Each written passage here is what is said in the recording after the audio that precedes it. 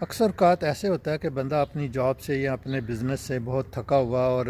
Traffic کے ہجوم میں سے گزرتا ہوا گھر پہنچتا ہے تو دیکھتا ہے کہ آگے بیگم صاحبہ جو ہے وہ افسردہ ہو کے بیٹھی ہوئی ہے، اس نے منہ بنایا ہوا ہے اور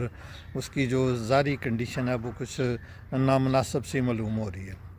جب پوچھا جائے تو وہ بتاتی ہے کہ جی آج کام والی نہیں آئی تھی، آج سوئی گیس نہیں آئی ہے، آج بجلی گئی ہوئی تھی، یا آج بچوں نے بہت تنگ کیا ہے، یا اور کوئی اس قسم کے وہ مسئلے مسائل بیان کر دیتی ہے۔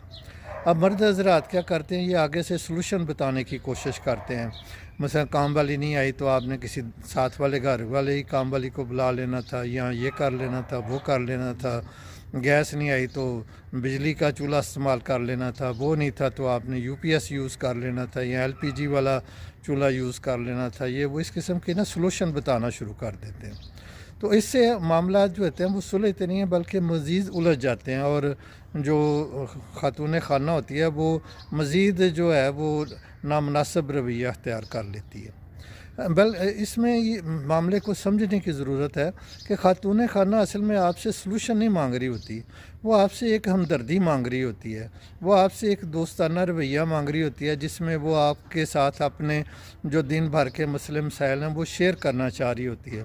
اور ان کی وہ آپ سے ویلیڈیشن چاہ رہی ہوتی ہے۔ وہ چاہ رہی ہوتی ہے کہ آپ اس کے ساتھ اظہار ہمدردی کریں،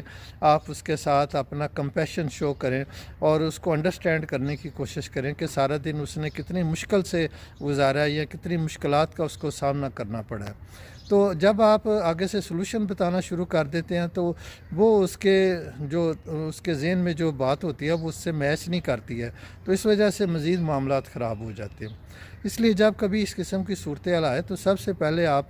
بات کو اچھے طریقے سے سمجھیں، یعنی ایمپیتھی اختیار کریں، دوسرے کے جذبات کو سمجھیں، ان کو ویلیڈیٹ کریں اور اس کو اپریشیٹ کریں کہ اس قسم کی صورتحال میں کس طرح آپ نے اچھے طریقے سے سارے گھر کو مینج کیا ہے، اور پھر کہیں آخر میں جا کے آپ کوئی چھوٹا موٹا مشورہ دے سکتے ہیں کہ جی اگر ہم آئندہ اس قسم کا کوئی سلوشن ڈھونڈ لیں تو اس سے اس قسم کی مشکلات سے پر قابو پایا جا سکتا ہے۔ تو جب آپ اس طرح ڈیل کریں گے معاملات کو تو پھر اس کے نتیجے میں یہ ممکن ہے کہ آپ کے اور بیگم صاحبہ کے جو آپس کے ریلیشنز ہیں وہ مزید ہارمنی ان میں کریٹ ہو جائے، اور ایک دوسرے کو سمجھنے